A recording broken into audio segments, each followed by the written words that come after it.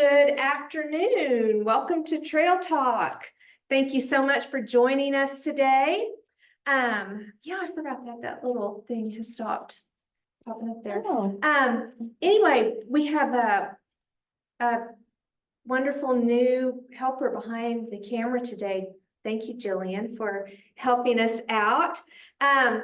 Yeah, so took last week off, but I'm back this week with another one of our state symbols and emblems, the state legume. Legume. Yes, that's a weird word, legume. I'm not going to say that anymore. Anyway, this one was literally just added to the list of state symbols and emblems, probably wrapped it up in the last session that the legislature had because it says 2024. I don't have it doesn't even say the bill that did that. So drum roll. The soybean. That's right. That's our state legume. I did say the word again. Sorry about that. Anyway, if you know anything about people who farm soybeans, they always just refer to them as beans. And that always confused me until my dad kind of explained it to me that they're referring to soybeans. And I didn't even really know people grew soybeans here in Oklahoma. And then I started seeing these fields with a plant that I didn't recognize. And when I asked my dad about it, he told me it was soybeans, and turns out people were being subsidized to grow soybeans. I think there was probably some interest in how maybe rotating soybeans in with other crops would replenish the soil, or how well soybeans would reproduce here in the state of Oklahoma. But according to the information of why this was chosen as one of our state symbols, students and teachers from Morrison Public Schools in Noble County, shout out to Morrison Public Schools for seeing the importance of this. They propose that soybeans be the official state legume to highlight the importance of the crop. Data from the U.S. Department of Agriculture said that in 2022, there were more than 1,100 soybean farms in Oklahoma. That seems like a lot to me. So I think that soybeans must do well here, and they are definitely one of our main crops. So why soybeans? Well, after doing the research here, I think I knew all of this, but just putting it all together in one place, I'm kind of impressed with the soybean. It has quite a number of uses. It is an annual plant in the pea family. That means it has to be replanted year after year, and it has an edible seed.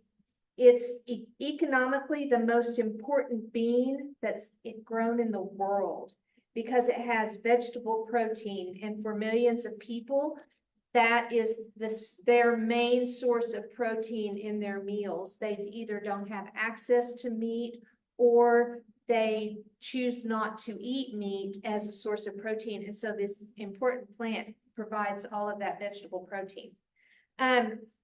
Where these plants started historically is a little obscure. Most botanists believe it was first domesticated in central China as early as 7,000 BCE. So that's 9,000 years ago. Wow, that's a long time for this plant to be around. A plant that has survived extinction, a plant that has survived all sorts of changes in the world's like the global warming, all the environmental changes, all of these things, and it has continued on. And so that's another thing I would say. The soybean is a pretty resistant kind of plant. Considered an ancient crop, it was used in China, Japan, and Korea for thousands of years as food and as a component for medicine. It was introduced in the U.S. in 1804. So even in our very young country, it was introduced in the first, 30 years that we've been a nation. and has been prolific here ever since. It's particularly important in the South and Midwest during the last century. And just as a little side note, Brazil and Argentina are also major producers. So here's a picture of a field of soybeans. This is actually on a farm in Oklahoma. It appears to me that this is an irrigated farm because of the curve in the rows, which would allow for the watering system to come through. They would irrigate with the thing that would come through, and the wheels would go through those rows like that. It's a hardy plant, though. It grows, it can be like almost 6.5 feet tall. So it gets really tall, although I have never seen any of them that big. That could be a thing too. If they can produce really tall, or they can produce as a smaller plant.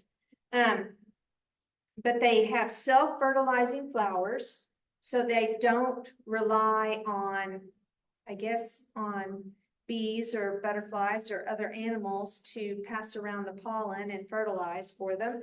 But the flowers are either white or a shade of purple, and the seeds can be yellow, green, brown, black, or bicolored, though most commercial varieties are brown or tan seeds, which is what you would commonly see available. I have seen black ones packaged for people to buy. In fact, my husband and I found kind of a prepackaged meal that we kind of like to get, and it's a chili. And it's made with black soybeans, and it's really quite delicious. We love to eat it. So I can attest to the goodness of the black soybean for sure. And if you've ever had edamame is the green seeds. They're like not all the way mature, and they haven't kind of dried out yet. And there's usually like 3 or 4 in a pod. And so I've had that also in like a kind of an Asian food restaurant. In the US, the majority of soybean crops are genetically modified, however. So if you're off of a GMO, if you're against eating things that are GMO, this one has been modified for resistance to the herbicide glyphosate. And I don't know why, but that is a thing they've done. They can be cultivated in most types of soil, but it thrives in warm, fertile, well-drained, sandy loam. Some parts of Oklahoma have soil similar to that. It sounds kind of like the same soil that the cotton, the fiber, our state fiber likes to grow in. And so maybe they grow in kind of the same areas. It's harvested. Oh, let's see. You plant it after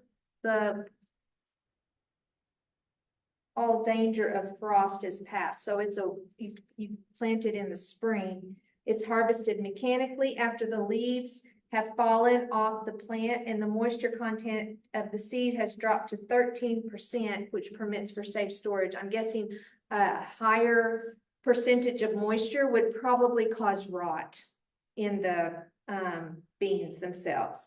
And the plant adds nitrogen back into the soil. So that's kind of a crop rotation kind of idea you might think of. So all the different things that can be done with soybean, it's very impressive. Of course, you can feed people.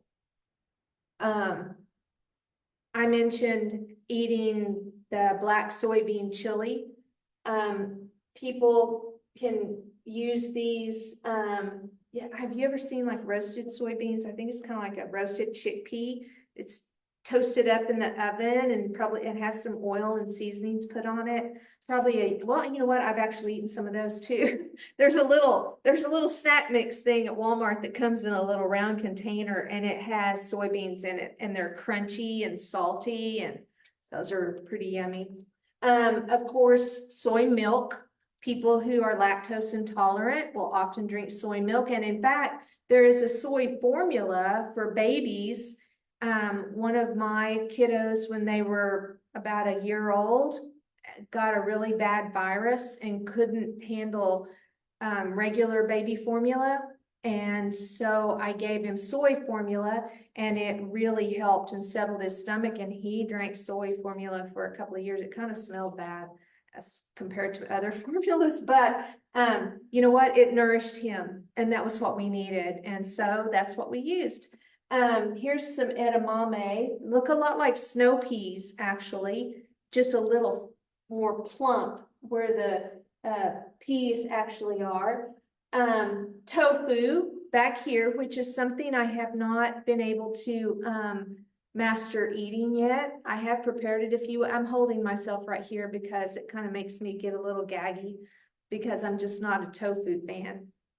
I have tried preparing it a few different ways, and I just not there yet. But a lot of people will use tofu, add it to soups and things like that, and it increases the protein level of anything that you would add it to. I had a friend who said that you could put it in a skillet and kind of mash it up, and it would scramble and come out like eggs. So I think there are a lot of different ways you can prepare it. You know, if you order like one of those hot and sour soups from an Asian restaurant, there's always little chunks of tofu in that. So people will add it for the protein. And of course, soy sauce, which I was going to tell you how soy sauce is made because I did not know this, and I think that this is of interest. Okay, so let's see, soy is produced, soy sauce, from crushed soybeans and wheat that undergo yeast fermentation in salt water for 6 months to a year or more. And so there you have it. That's how soy sauce is made. I had no idea it was such a long process to create that. But you know, I mean, it's a lot of people like I have never really been a soy sauce fan, though I didn't really care for the flavor, but and of course there are also fermented soy foods, tempeh, miso, fermented bean paste. Those are always or you'd see those on like an Asian food aisle in a store. So other uses of soybean byproducts, they are there are soy-based paints. Of course, how many of you have ever purchased a candle that is a soy candle, right? I just buy these things and don't always stop and think about what is the source for this. We've got hand sanitizers and different things like that over here. All of those kinds of things made from soybeans. In addition to biodiesel fuel, has the soybean additive, a byproduct of soybeans added to fuel. And then also we have shoes, tires. There are just loads of different things besides food. For instance, adhesives, fertilizers, linoleum backing, fire extinguisher fluids, all sorts of things. I forgot to say on the food thing, do you guys remember when it was, I don't know if it was even true, but the word was that McDonald's added soy to their burgers. And it's true. I mean, people do that to extend the meat. You know how many burgers they can get out of a certain amount of meat. They'll add soy product to it because it kind of can come, you can make it into kind of a meat-like substance. And supposedly McDonald's did that and then they stopped doing it. I never knew if that was a true story or not. But I do remember in elementary school, people saying that they were feeding us things that were made with soy. I don't know. I just ate whatever was on the plate, usually. Sometimes I stuck it in my milk carton to hide it, but not very well. I'll stop telling these stories about myself. So as far as well, let's look at also the soybean is used to feed animals. So there are a lot of processes that happen. So since soybean is one of the richest and cheapest sources of protein, here in Oklahoma, it was at one point a 60-pound bushel of soybeans would yield about 11 pounds of crude soybean oil and 47 pounds of soybean meal. Well, that seemed like a lot of product out of 60 pounds. That seems like very little waste. What is that, 58 pounds of the soybean out of a 60-pound bushel is being used? That's just a 2-pound waste that is not used. That seems very efficient to me, which is probably one reason people have continued to use the soybean.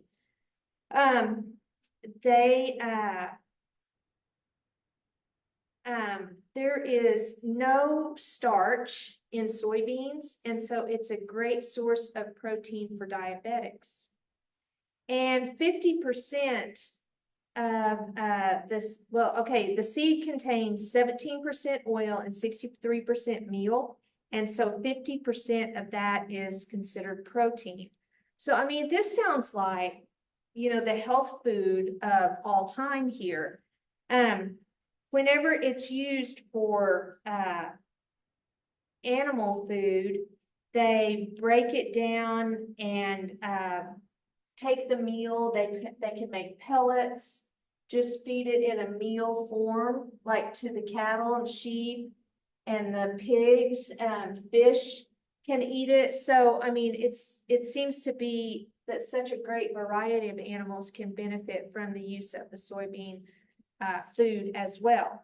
And it's an all-natural plant protein, which all of these animals, well, the pig will eat anything, but these other animals are herbivores. And so that is what is going to satisfy the needs of their bodies, their digestive systems, and, you know, all the protein they need to build the muscle and provide, I mean, these are sources of food for humans. So anyway, way to go, soybean. So in the promo, I mentioned that there was a man from Oklahoma who has this amazing relationship with soybeans, and he's been recognized in the record books because of what he was able to do. So I want to introduce you to Brent Hike. Now, probably 3 years ago, I guess it was probably 3 years ago, I had an opportunity to interview Brent on Trail Talk. If any of you saw that, I always felt terrible because that day, his internet connection was really bad because he was in the middle of harvest.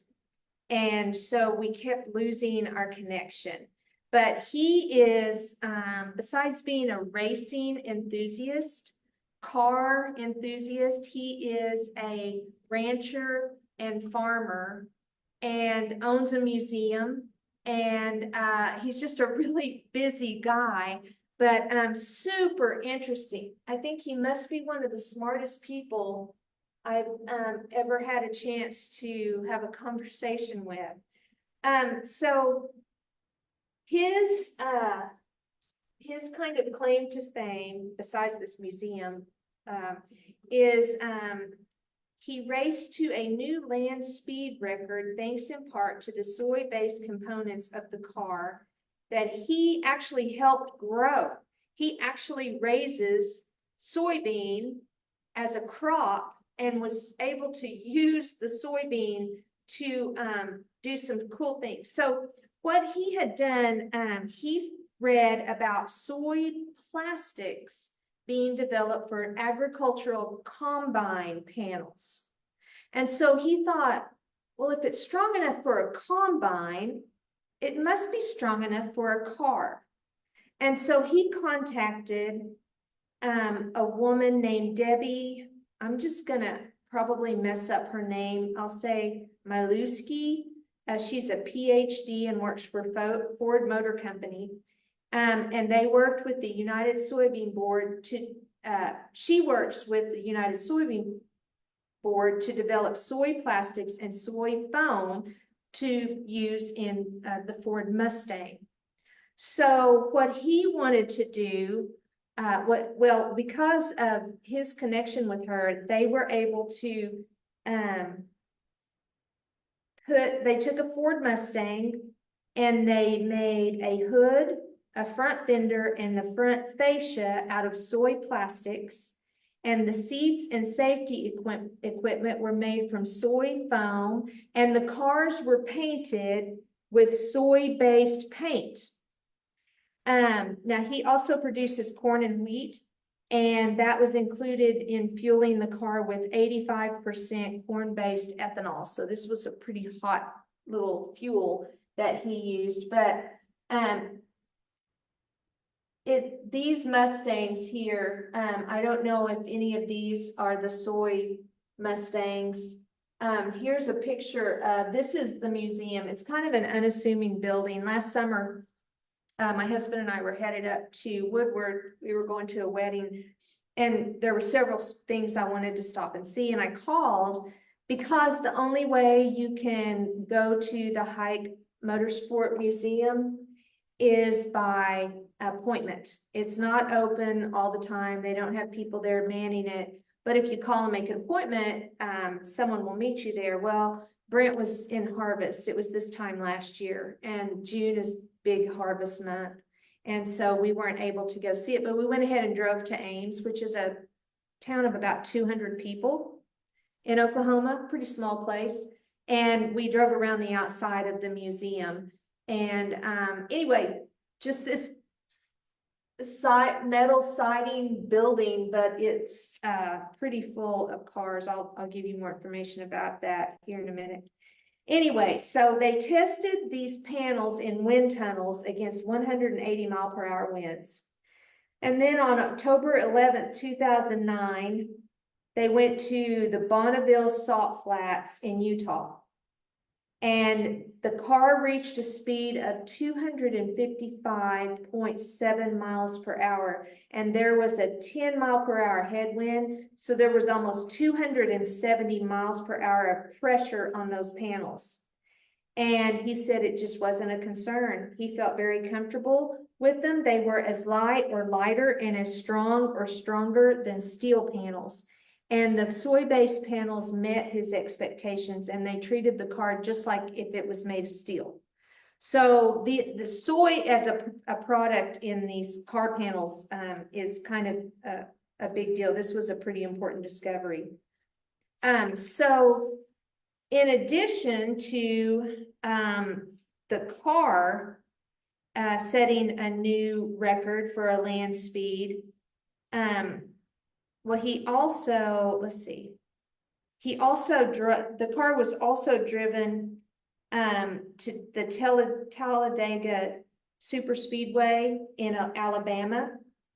And it was, let's see, it reached a record of average lap speed of 174.2 miles per hour. And that was a certified record as well.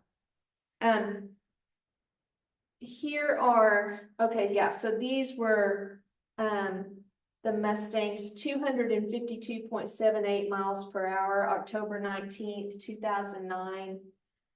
This, let's see, I guess this one went 264 on October in 2010.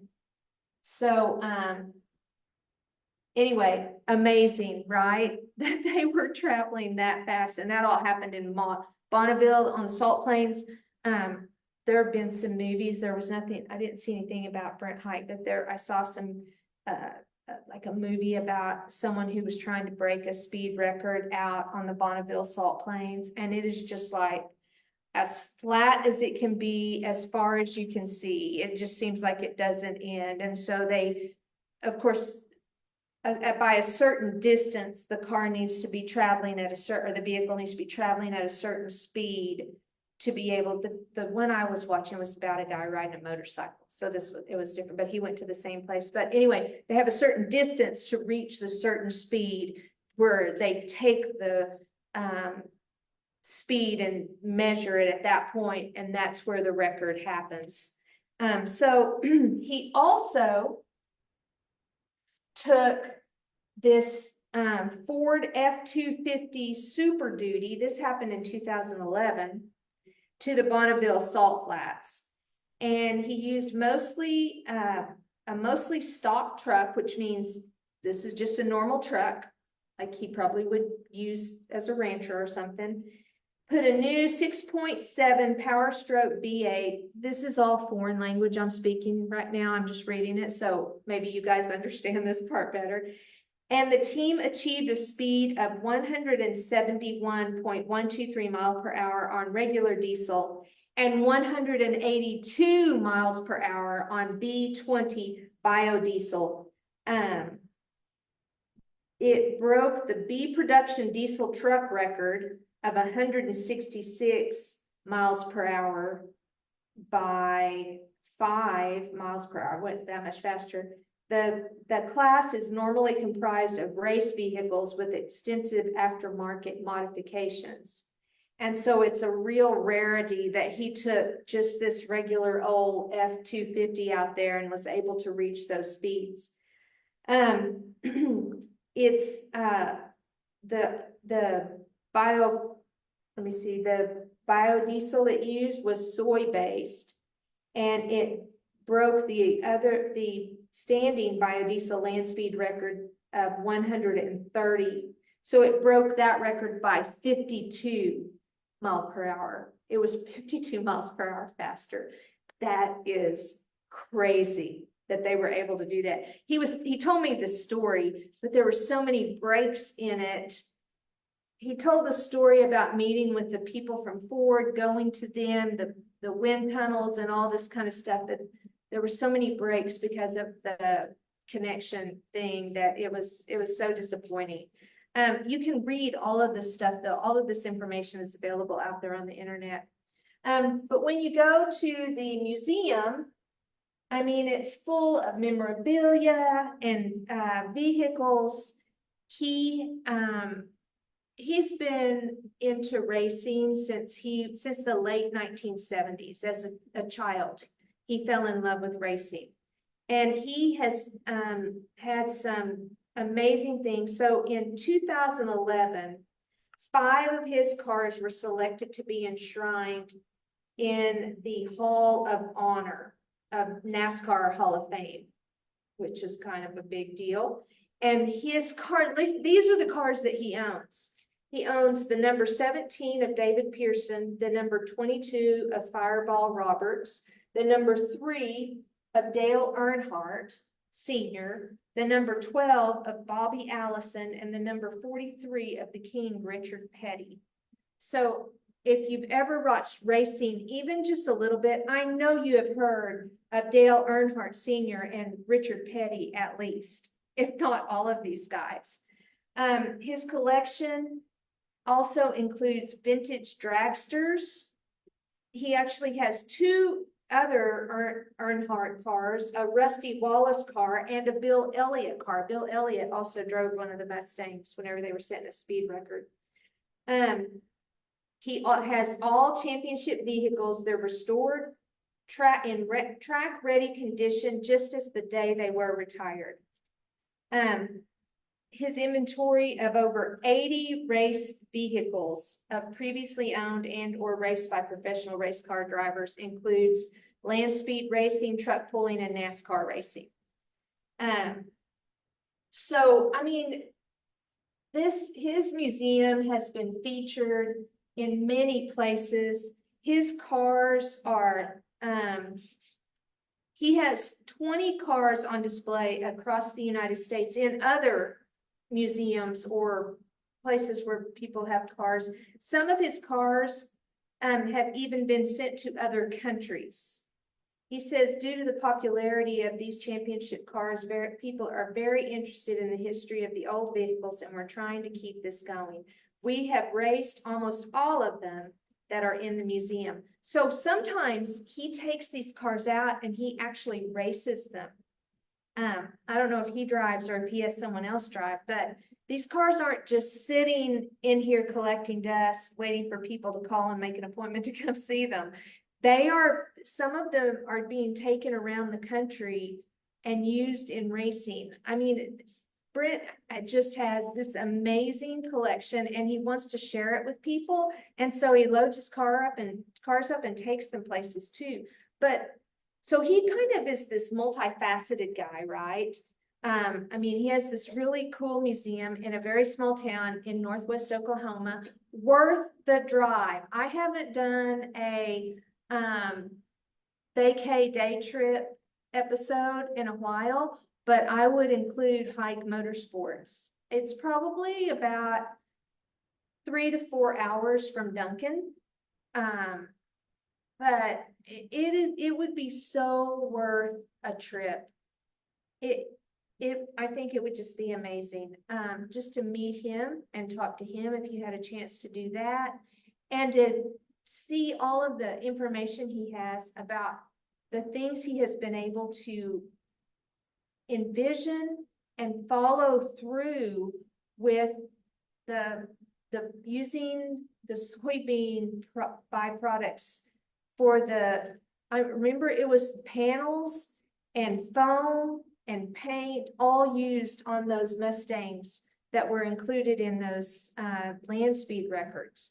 And then the fuel that was used in the F-250 for the land speed record. I mean, I love the way he is promoting agribusiness in Oklahoma, because by his popularity, his being so well known because of his car collection, enables him to use that platform to promote being a farmer and rancher here in Oklahoma.